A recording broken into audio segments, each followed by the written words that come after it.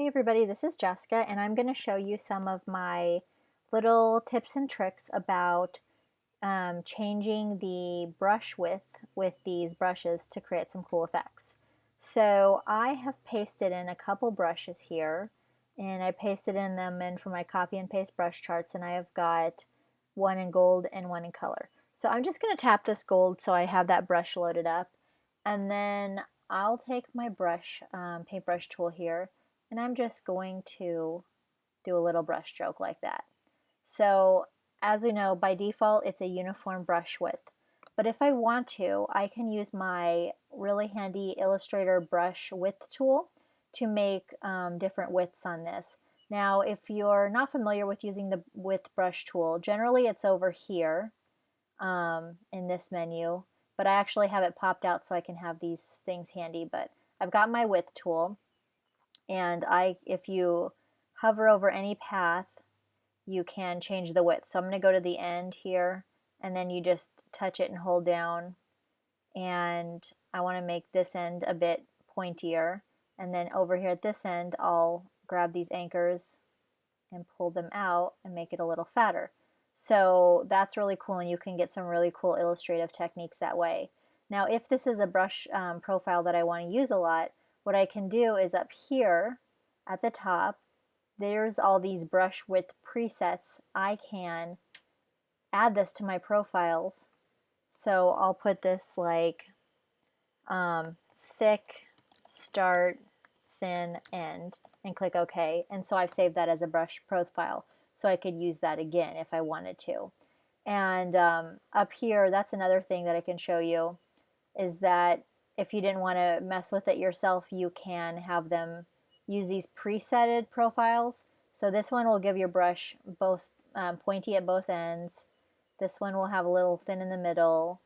This is a little goofy for this one. This has kind of the same thing. It's got a big start, small finish. So you can just kind of play around with all these different brush width profiles, and then at the end you'll have the one that you just created. And so that's really fun. And now what if another thing you want to be like, okay, I like this shape, but what if I want to play around with the brushes and add another brush? Well, if I just click on a brush, and now just so you know, I already had these brushes loaded up in here, some of the medium brushes from my mega pack.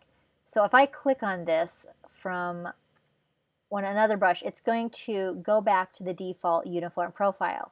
But let's undo that here. If I hold down my Option key and hit the same brush there, it's going to respect and hold the brush profile that you've already created. So now if I remember to hold down Option key, I can go through, and without having to redo that brush width, I can go through and flip and see how all these different brushes would look like. So it's really cool. So that's a really important little trick that you can have fun with here. And then if you see the next, it always paints with the last brush stroke you use, so it'll still have that brush profile. So you can keep using that and playing around with that. But yeah, so that's working with the brush stroke widths, and it can give you some like really cool sort of effects. And another thing is, well, hey, what if I have this, but what if I need to colorize it? Well, with the colorizing, that's a little tricky because you've got 4 brush layers and you have to change the shape of all of them. But what I would recommend to do is, that's why I always keep these little copy and paste things on the side. So I have one of these. I'm just going to paste it again.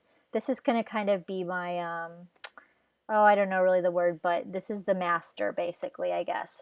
So what I need to do is, okay, I want to have this brush, but I want to have this like in this shape. Let's actually, rather than doing that, let's just delete this one. Let's copy, paste it. And, oh, you know what? Okay, no. Let's just apply that style. Let's get that there.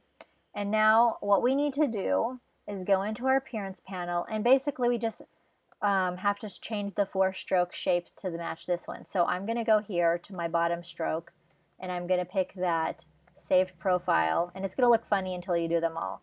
And then I'm going to take the next one, apply that save profile, apply the next one, apply that profile, and then until you get to the top and apply that profile.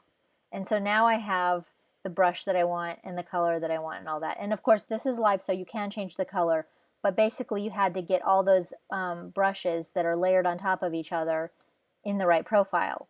And so now if I take this brush here and I click this, well, now it'll be in that style. And it's a little bit thinner, so say, oh, hey, I need this to be thicker. So just take your master and increase it so you get everything the right size that you want. Because when you have your stroke and, what is it, you have your Illustrator to always like enlarge or reduce your strokes whenever you move them. It'll keep everything together. So now I'm just going to make this bigger so it's like the size that I want. And so now I can take this one and touch that, and now I have a thicker stroke. So that's really useful. If this is something you're gonna need to use a lot of, I recommend that you use your graphic styles library, so you can just create a new graphic style off of this item. So now watch what I can do. Let's just delete these. I'm going to take paint with my gold brush, as I always recommend you do.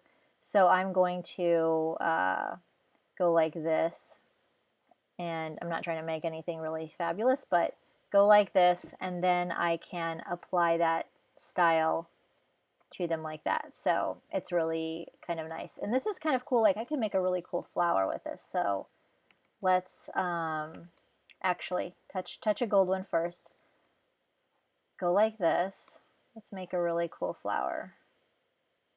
And I'm going to keep painting inward because that's where the skinny part is. And I want the outside to be the flare part. So